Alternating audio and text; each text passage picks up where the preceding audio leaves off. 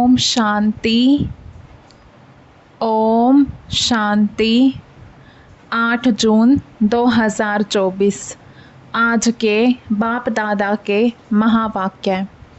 आज बाबा ने कहा, मीठे बच्चे, याद से विकर्म विनाश होते हैं, ट्रांस से नहीं। ट्रांस तो पाई पैसे का खेल है, इसलिए ट्रांस में जाने की आश नहीं रखो। याद से विकर्म विनाश होते हैं, ट्रांस से नहीं। ट्रांस तो पाई पैसे का खेल है, इसलिए ट्रांस में जाने की आश नहीं रखो। प्रश्न है, माया के भिन्न भिन्न रूपों से बचने के लिए बाप सब बच्चों को कौन सी एक सावधानी देते हैं?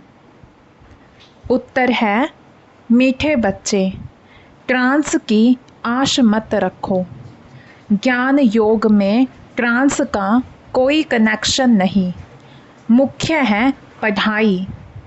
कोई ट्रांस में जाकर कहते हैं, हमारे में मम्मा आई, बाबा आया। यह सब सूक्ष्म माया के संकल्प हैं, इनसे बहुत सावधान रहना है। माया कई बच्चों में प्रवेश कर उल्टा कार्य करा देती है, इसलिए ट्रांस की आश नहीं रखनी है। ओम शांति।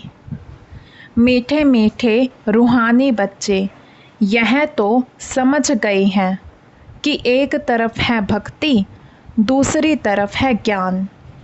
भक्ति तो अथाह है और सिखाने वाले अनेक हैं।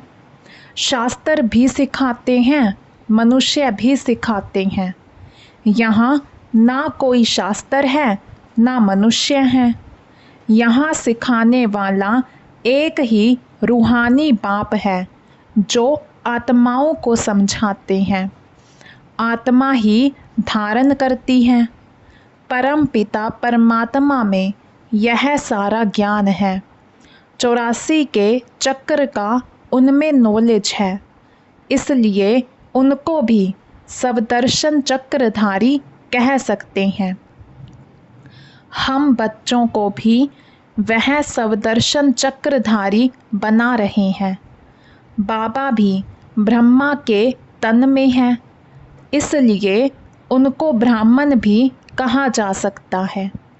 हम भी उनके बच्चे ब्राह्मण सो देवता बनते हैं। अब बाप बैठ याद की यात्रा सिखलाते हैं। इसमें हठ योग आदि की कोई बात नहीं। वह लोग हठ योग से ट्रांस आदि में जाते हैं। यह कोई बड़ाई नहीं है। ट्रांस की बड़ाई कुछ भी नहीं है। ट्रांस तो एक पाई पैसे का खेल है। तुम्हें ऐसे कभी किसी को नहीं कहना है कि हम ट्रांस में जाते हैं, क्योंकि आजकल विलायत आदि में जहाँ तहाँ ढेर के ढेर ट्रांस में जाते हैं। ट्रांस में जाने से ना उनको कोई फ़ायदा है, ना तुमको कोई फ़ायदा है। बाबा ने समझ दी है। ट्रांस में ना तो याद की यात्रा है, ना ज्ञान है। ध्यान अथवा ट्रांस वाला कभी कुछ भी ज्ञान नहीं सुनेगा, ना कोई पाप भस्म होंगे। ट्रांस का महत्व कुछ भी नहीं है।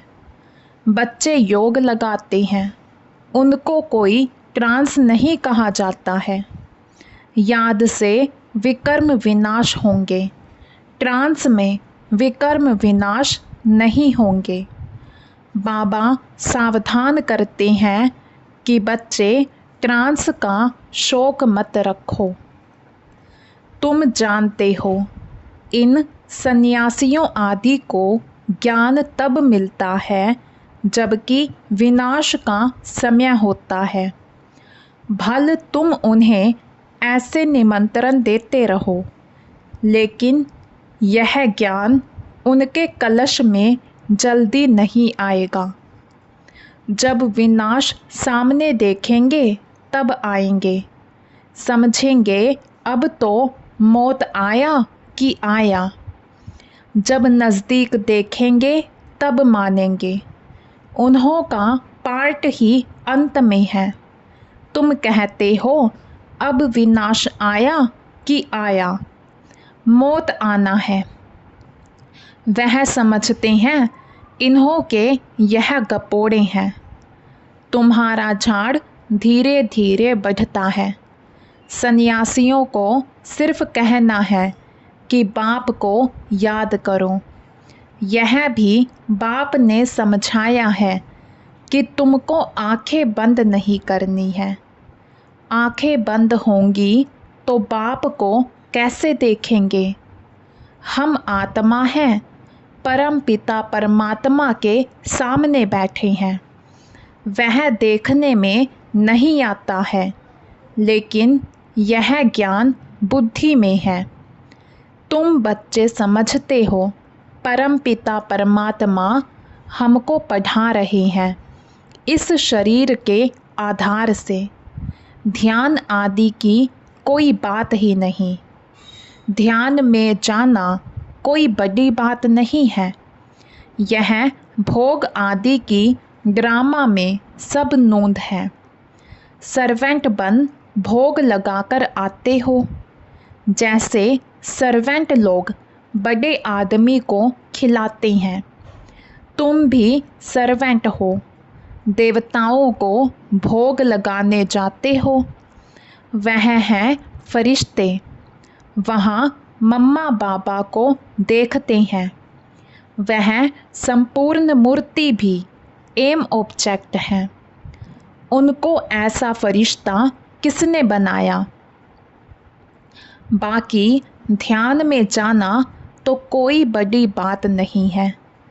जैसे यहाँ शिव बाबा तुमको पढ़ाते हैं, वैसे वहाँ भी शिव बाबा इन द्वारा कुछ समझाएंगे। सूक्ष्म वतन में क्या होता है यह सिर्फ जानना होता है। बाकी ट्रांस आदि को कुछ भी महत्व नहीं देना है। कोई को ट्रांस दिखलाना यह भी बचपन है।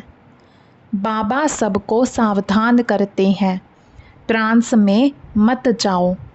इसमें भी कई बार माया प्रवेश हो जाती है। यह पढ़ाई है। कल्प कल्प बाप आकर तुमको पढ़ाते हैं। अभी है संगम युग, तुमको ट्रांसफ़र होना है। ड्रामा के प्लान अनुसार तुम पार्ट बजा रहे हो। पार्ट की महिमा है। बाप आकर पढ़ाते हैं ड्रामा अनुसार।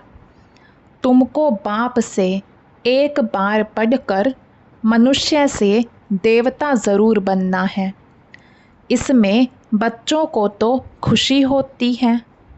हम बाप को भी और रचना के आदि मध्य अंत को भी जान गए हैं। बाप की शिक्षा पाकर बहुत हर्षित होना चाहिए। तुम पढ़ते ही हो नई दुनिया के लिए। वहाँ है ही देवताओं का राज्य, तो ज़रूर पुरुषोत्तम संगम युग पर पढ़ना होता है। तुम इस दुख से छूटकर सुख में जाते हो। यहाँ तमो प्रधान होने कारण तुम बीमार आदि होते हो। यह सब रोग मिट जाने हैं। मुख्य है ही पढ़ाई। इनसे ट्रांस आदि का कनेक्शन नहीं है। यह बड़ी बात नहीं। बहुत जगह ऐसे ध्यान में चले जाते हैं, फिर कहते मम्मा आई, बाबा आया। बाप कहते हैं यह कुछ भी नहीं है। बाप तो एक ही बात समझाते हैं। तुम जो आधा कल्प देह अभिमानी बन पड़े हो, अब देही अभिमानी बन बाप को याद करो तो विकर्म विनाश हो। इसको याद की यात्रा कहा जाता है। योग कहने से यात्रा नहीं सिद्ध होती। तुम आत्माओं को यहाँ से जाना है, तमो प्रधान से सतो प्रधान बनना है। तुम अभी यात्रा कर रहे हो। उन्हों का जो योग है उसमें यात्रा की बात नहीं। हठ योगी तो ढेर हैं। वह है हठ योग। यह है बाप को याद करना। बाप कहते हैं, मीठे मीठे बच्चों, अपने को आत्मा समझो। ऐसे और कोई कभी नहीं समझाएंगे। यह तो है पढ़ाई। बाप का बच्चा बना, फिर बाप से पढ़ना और पढ़ाना है। बाबा कहते हैं, तुम म्यूज़ियम खोलो, आपे ही तुम्हारे पास आएंगे। बुलाने की तकलीफ़ नहीं होगी। कहेंगे, यह ज्ञान तो बड़ा अच्छा है, कभी सुना नहीं है। इसमें तो कैरेक्टर सुधरते हैं। मुख्य है ही पवित्रता, जिस पर ही हंगामे आदि होते हैं, बहुत फेल भी होते हैं।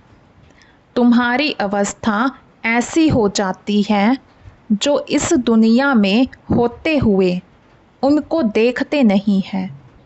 खाते पीते भी तुम्हारी बुद्धि उस तरफ हो।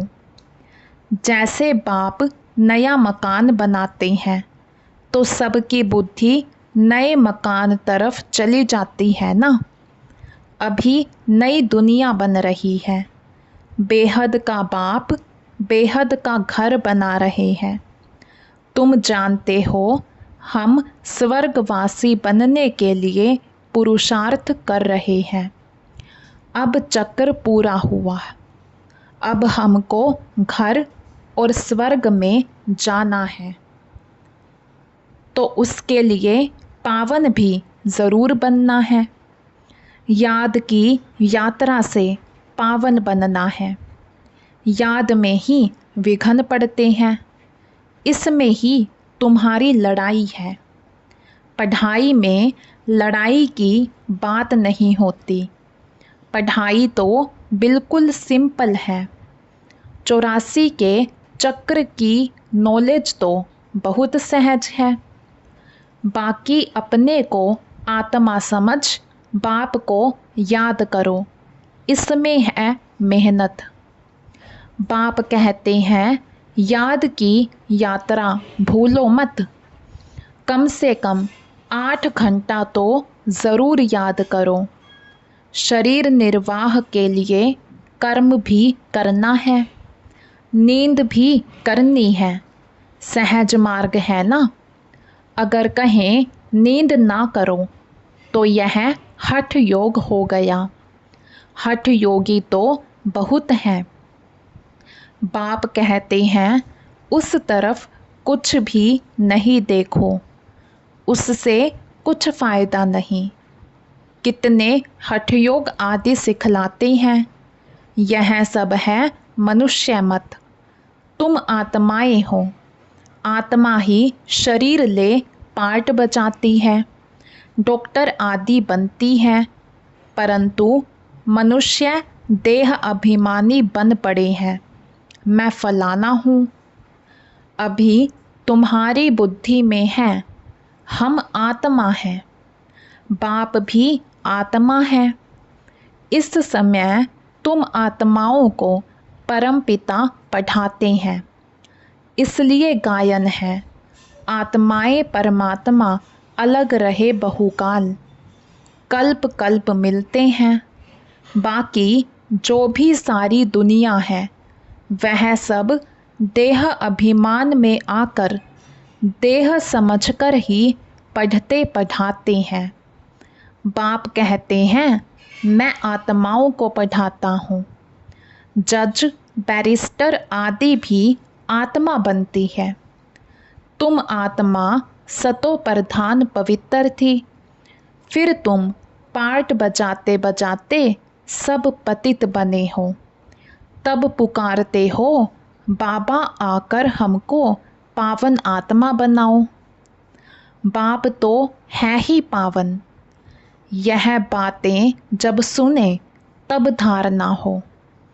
तुम बच्चों को धारणा होती है तो तुम देवता बनते हो, और कोई की बुद्धि में बैठेगा नहीं, क्योंकि यह है नई बात, यह है ज्ञान, वह है भक्ति।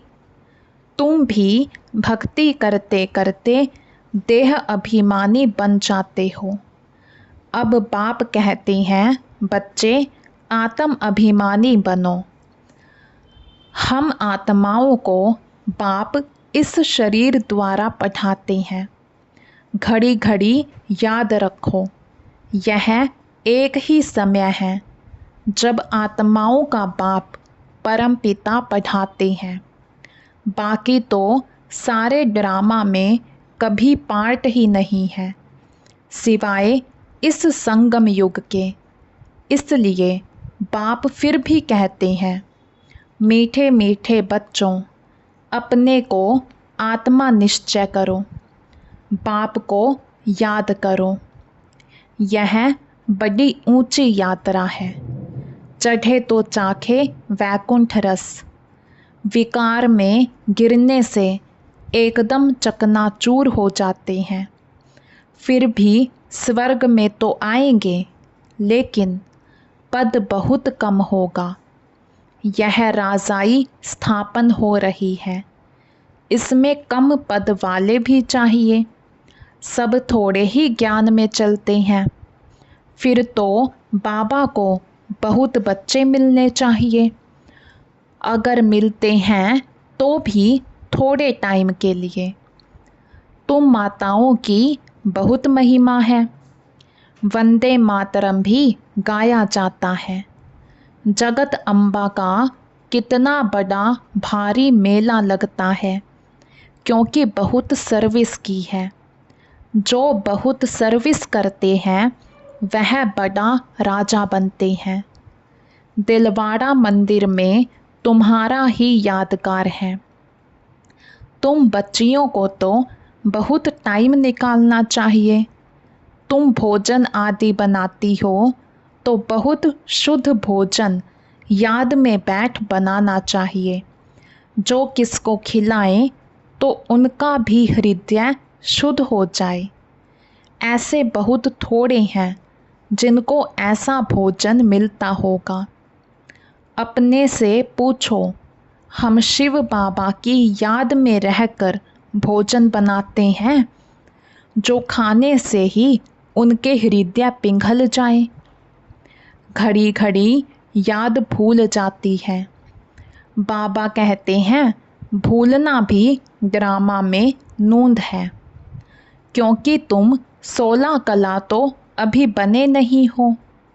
संपूर्ण बनना ज़रूर है। पूर्णिमा के चंद्रमा में कितना तेज होता है, फिर कम होते होते लकीर जाकर रहती है। घोर अंधियारा हो जाता है, फिर घोर सोझरा। यह विकार आदि छोड़ बाप को याद करते रहेंगे तो तुम्हारी आत्मा संपूर्ण बन जाएगी। तुम चाहते हो महाराजा बने, परंतु सब तो बन ना सके। पुरुषार्थ सबको करना है।